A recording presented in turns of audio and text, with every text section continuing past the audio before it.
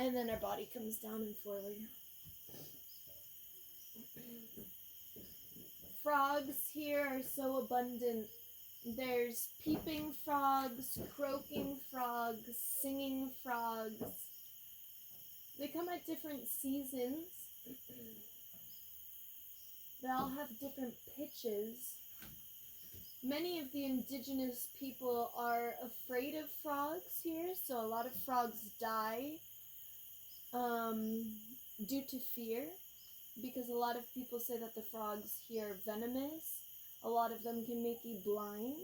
So a lot of the reptiles of the jungle, sadly, are killed before they are assessed as being poisonous or not, which is one of the reasons as to why a lot of the water is drying up in much of the jungle, because the reptile spirits are not here to protect it anymore. The frogs can no longer protect the natural water. Frogs help us leap through dimensions, help us leap through the sheaths, the koshas of our bodies. The prana kosha, the physical kosha, the mental kosha, the emotional kosha. In Iquitos, as well as other parts of the jungle, there's the kambo frog, which is used as medicine, applied as the vaccine of the jungle, often given to a child after their first year of birth, as a vaccine of the jungle, detoxifying the body of all that does not suit them, and giving them what they need. In the Amazonian basin, there's the poison dart frogs, which are very colorful. There's burrowing frogs, tree frogs.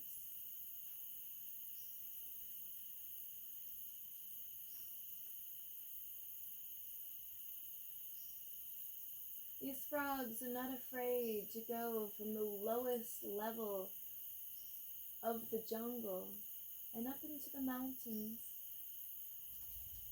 They transverse not just dimensions, but many parts of the jungle. Wow, a huge butterfly just came by. A huge one. Thank you, butterfly medicine. I wasn't planning on doing butterfly pose, but with the butterfly coming through, let's shift into butterfly pose, because that was a huge blessing. It was about this big. I don't know if you guys saw it, but it was huge. So butterfly pose, let's bring those feet together, knees down, and let's come forward, honoring that huge butterfly that just came by. Peru actually is the country for having the most species in the entire world. I forget the exact number, as I learned this about 3 years ago. But they have about 1,003 or 1,300 types of butterfly species here. Both moths and butterflies are considered butterflies here.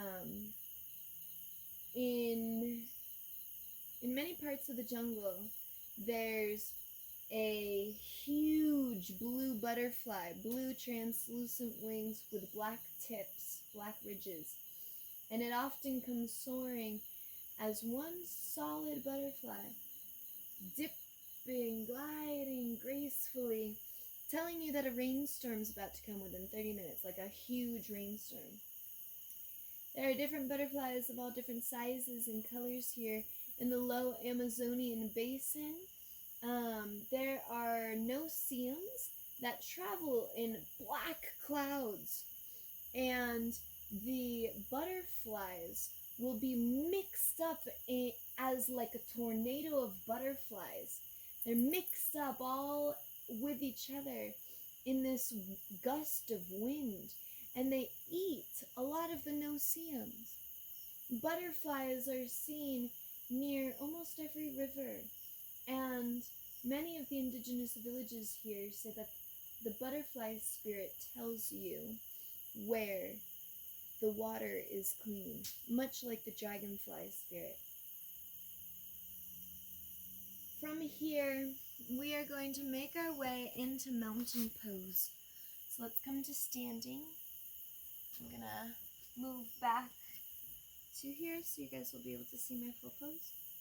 Let's bring our hands down by either side, facing forward. Anatomical position. Let's lift up our toes. Our toes are the roots of our being, and many people do not use them as much as they should, because our toes and the front portions of our feet are made up of a lot of little bones, almost 200.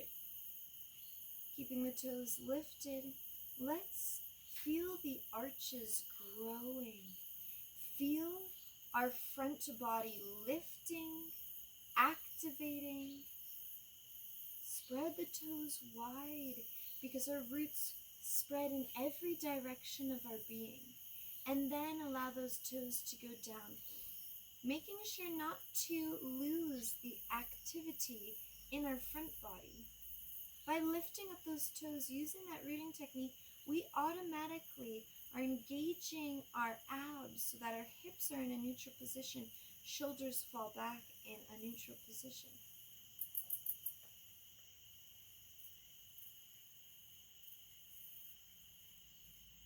Remembering to breathe. Let's have a few moments of silence just to listen to the jungle one more time. That gust of wind is coming to greet us, and it is saying shh.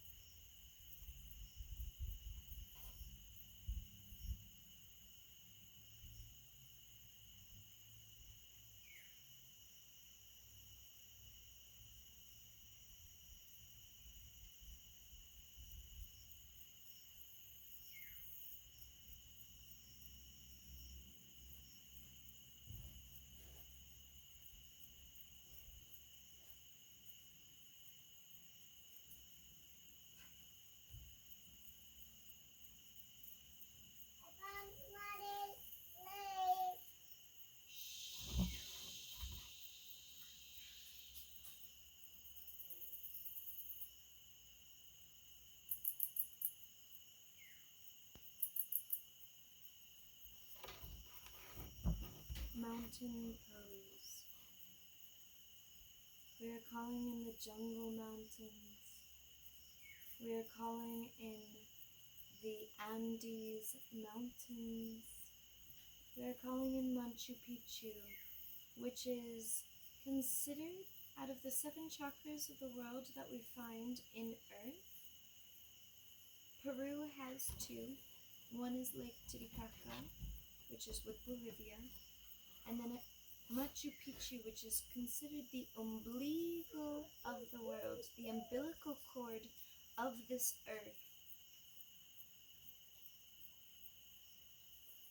It is in the high jungle outside of the Andes Mountains. It is close to Pichari, which is a hub outside of Cusco that is found for a lot of human trafficking. It is about a 2-day trip in car from where I am, going the back way through the jungle. If you go through the Andes, it could be a little bit more than that.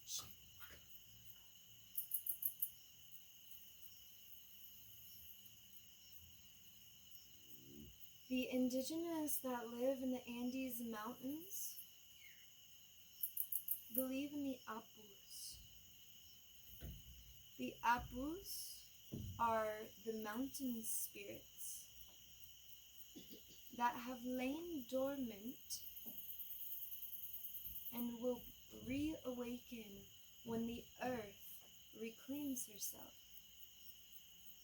The apus can be seen laying down in the ridges of the mountains. You can see the spirits, you can see the bodies laying down. We have one from this view, we have one over there.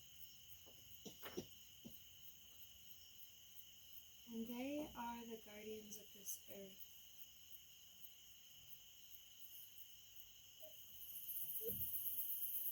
They are the giant creatures.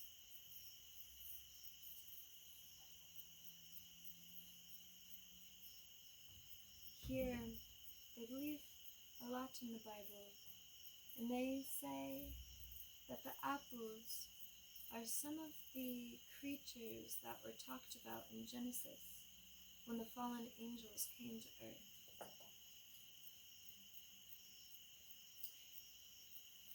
We're going to move our way into trees, so let's bring 1 foot up. We're bringing it to our ankle, our calf, or above our knee. Hands we can have at heart center, we can have down, we can have above our head, we can have them in steeple, we can have them in dancing tree. Whatever feels good for you. Reach into the tree spirits of the jungle. We are doing this pose to honor the deforestation that is going on in our jungle. There is more than 100,000 acres of land being deforested per day. This last week, I have been preparing my chakra with tubes of water because there was a forest fire on the mountain in front of us, and it was burning for 3 days. Much of the deforestation here is done by mining. Much of the deforestation is due to monoagriculture for exportation purposes. Much of the deforestation in this local area is for the exportation of pineapple and ginger. The US is the top for the exportation of ginger, and it is the second place for the exportation of pineapple, which changes these mountains from mountaintops full of trees to bald mountains. Exhale, let's release that.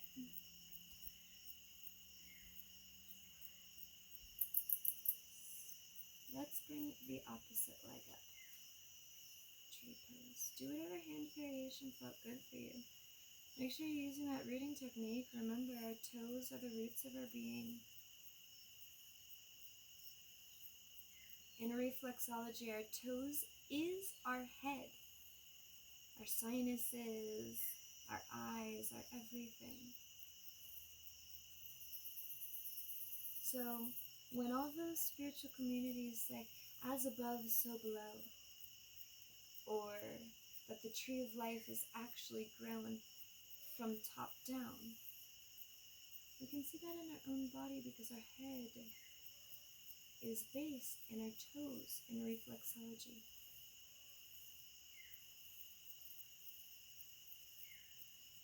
We are doing tree pose because this land will be used for reforestation, and we are bordered with Bajo Kapiri, which is an indigenous village, and I was speaking to them today about reforesting their portion of land. I'm the god and mother of the guardians of the orchids in the village Sauriaki, not too far from here. And we can only have orchids in the jungle where there are trees. They grow hand in hand together. So as we reforest the world, we want to bring back the orchids, which will help bring back the hummingbirds and the bees and the butterflies.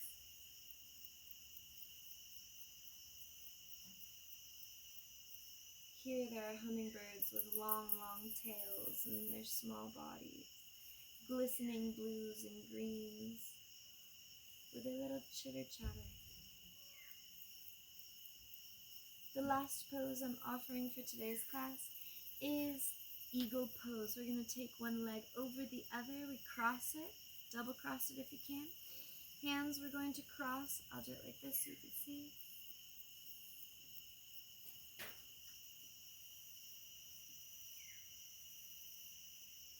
We let our bodies sink, our elbows go up, reaching through our wings, reaching through those trapezius muscles. In the Native Americans of the North, they saw the eagle as the messenger of God. The South Americans have the condor.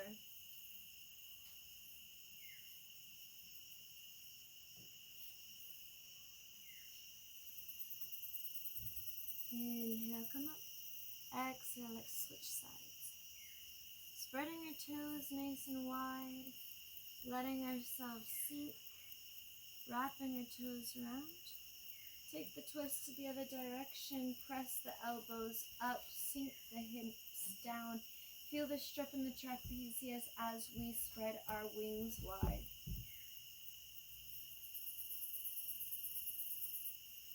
Take a few moments of silence here to pray, imagining these great birds, sending our prayers, our messages up to God.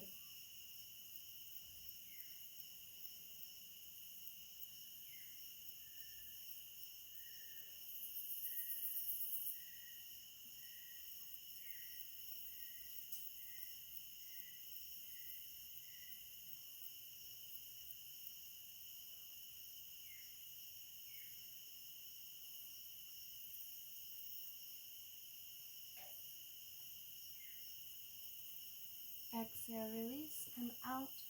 We're going to bring ourselves back into a seated position to finish out today's class. Come to a seated position. Lotus, half lotus, crisscross applesauce. Hands at heart center. Close your eyes. Breathe. Feel the breeze. Tune in to the night sounds of the jungle.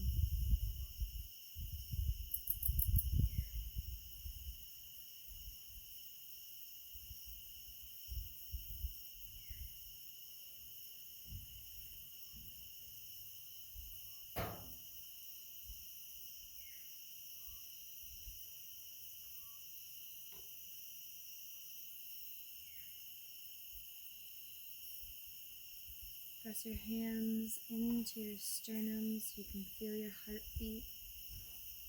Feel this divine rhythm connecting with the sounds of the jungle. Feeling its vibration in every part of who we are.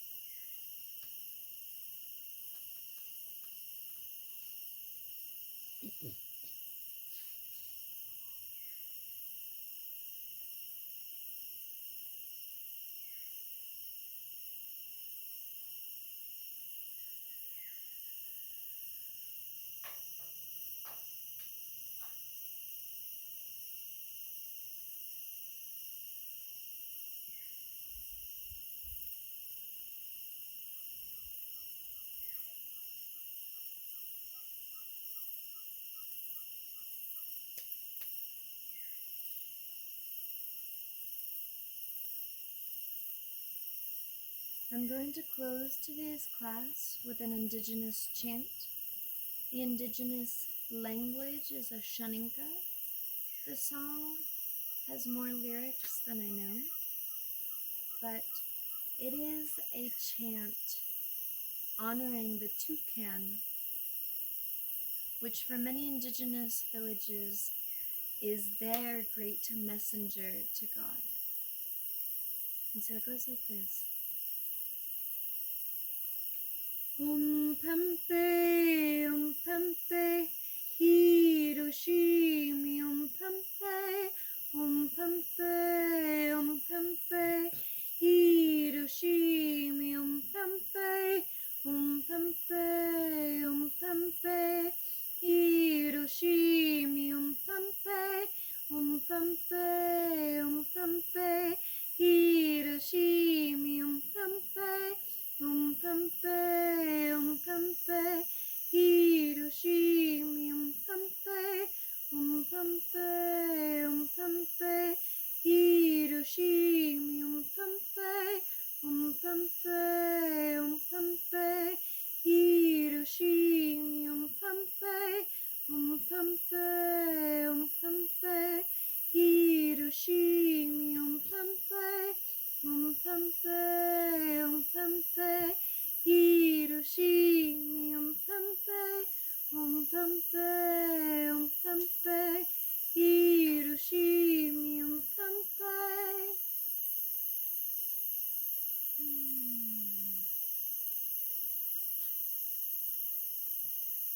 The whole jungle spirits alivened and sang louder as I sang the chant to the toucans.